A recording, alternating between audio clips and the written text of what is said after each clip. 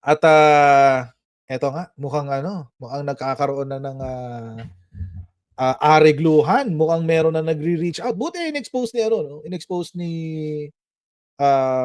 NBI Director Melvin Matibag. Yung effort ng kung di natin alam kung kampo ni Mike Defensor, pero kasi syempre si Mike Defensor yung magiging benepisyaryo kung kaagatin ito ni ni Melvin Matibag, ni Attorney Melvin Matibag, di ba? Obvious naman. Bakit?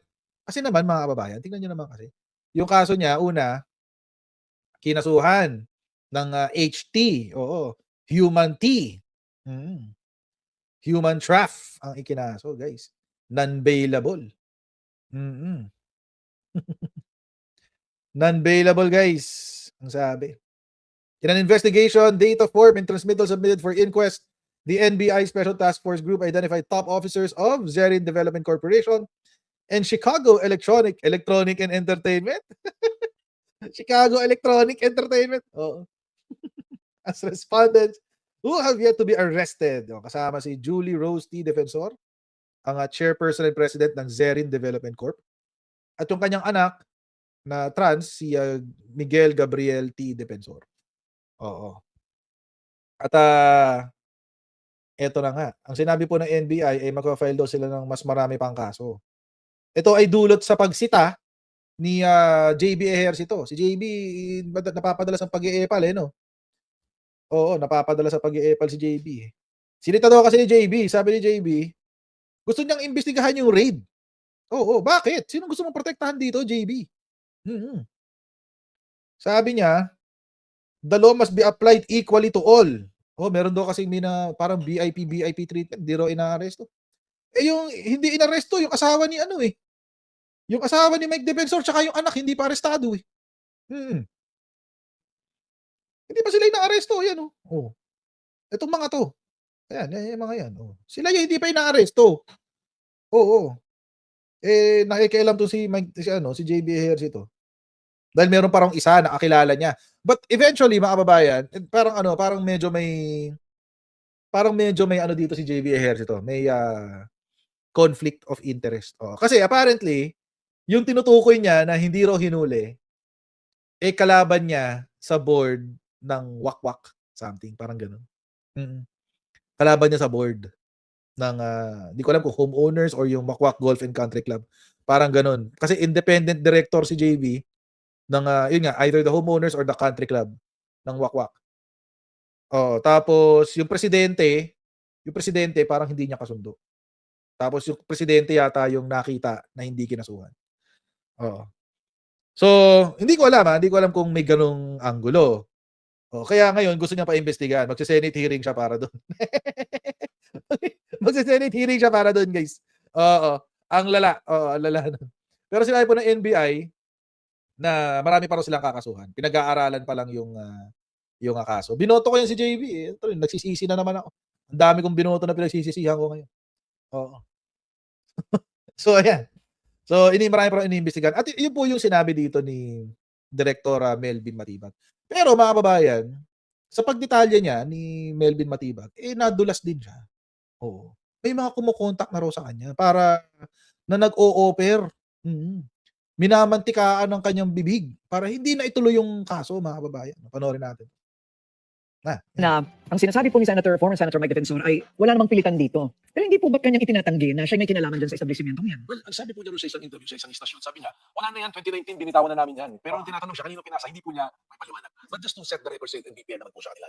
Totoo naman po, there is a lease agreement. Although we have to validate na validity yung lease agreement. Ang lease agreement... Parang ang hina, no? And... Wait. Wag na lang to. Kukunin ko yung original na lang na file. Kasi ayoko nung kopya niya, masyado mahina. Meron daw mga personalidad na nakita nyo doon, pero hindi po ninyo dinampot, hindi nyo kinasuhan. Well, ano naman po yan. Sa law enforcement, you can ask anybody on the law enforcement.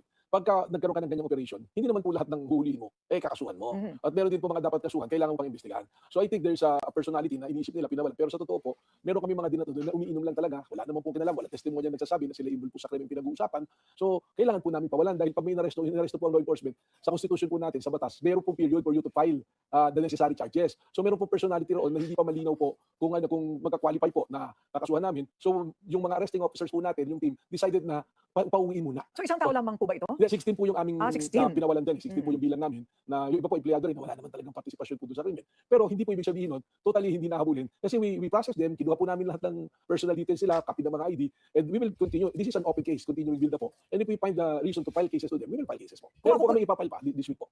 Yes, I imagine you'll be very busy because kung ako po yung lalaki at napunta ako dyan, between 2017 and 2026, ako yung ninervyusin ngayon pa lang. Well, ang sabi ko nga po, Ma'am Corina, baka mag-request kami ng cyber Ba't kasi nagpupunta doon? CCTV, ma-review namin sino yung mga pupunta. Can the women be compelled to name the names of their clients? Sa investigation po, of course, hindi naman po namin pwedeng pilitin kung ano yung statement nila. That's why yun nga po yung reason. Meron pong mga hindi namin muna kinasuhan, which we feel na dapat naman kasuhan. Kaya lang, tatamaan na po kami nung period na kailangan makasuhan namin or i-release namin. Otherwise, we'll be liable for arbitrary detention, illegal detention. Unless caught in the act. Opo, yung caught in the act po, nakasuhan na po talaga. In fact, yung lumabas po, resolution, na resolution. Hindi, kakatinuro po talaga nung babae na itong taong to, nagkaroon ako ng contact dito. So, yun po, dalawa po yun. Kanina po, naglabas na po kasi ng order yung piskalya. Nasa message, pinapasabot na po sila Julie Defensor.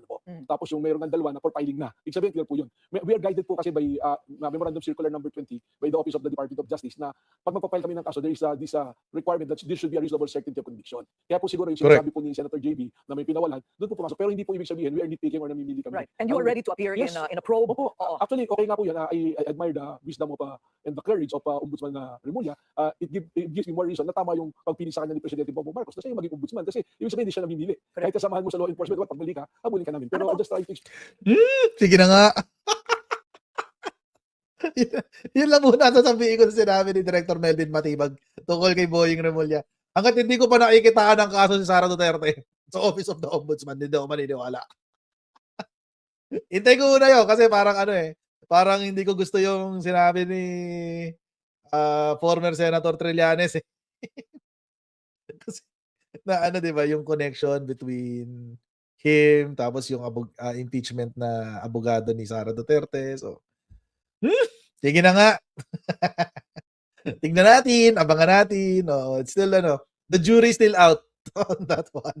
Explain, ma'am, na that's what really transpired. So ano po ang naghihintay na kaparusahan? Kung sakaling sa dulo nito, mapatunayan na talagang it was a drug den. I'm sorry, it was a prostitution den. Ma'am, ano po? Oh my God. Pagkahabang dinidinig po yung kaso niyan, wala pong bail yan. Hindi po yan. Ngayon, matataas po yung mga 20 years, matataas po yung mga penalty niyan. Ngayon, kung qualified human trafficking pa po, mas mataas. Ako po, pinag-aaralan ko ngayon, nung tinitingnan ko yung batas, bukang pwede po pumasok sa qualified human trafficking. Bakit po? Di ba po, we are now in a state of emergency. May crisis tayo. Nadiklara po yan. Inabuso. Sa batas, during crisis, pandemic, anything, the crime will be qualified. Under the law, pag qualified, mas mataas yung maximum penalty po yung binibigay sa iyo dyan.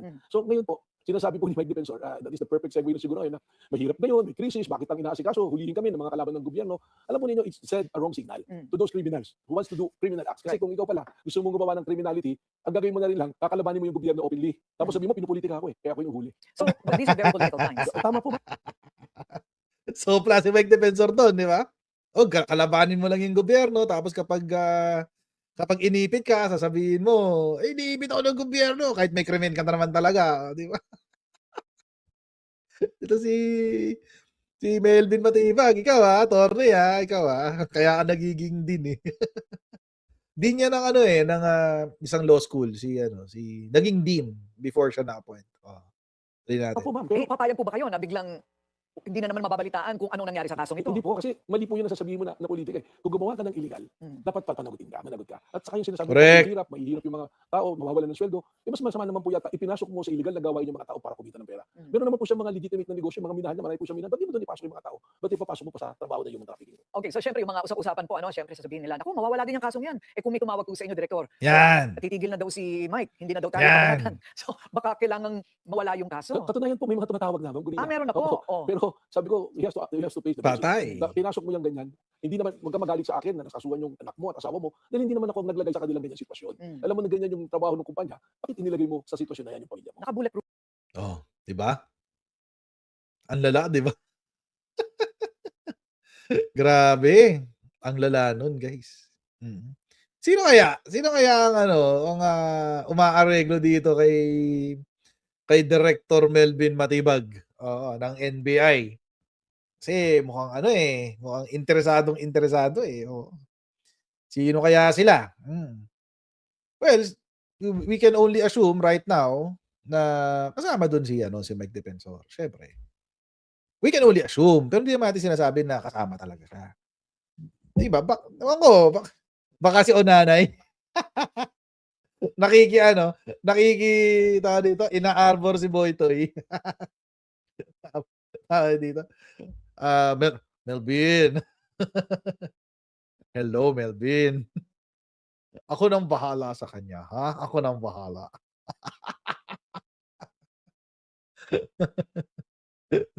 Hello, Garci. 'Di ba? Hello, Melvin.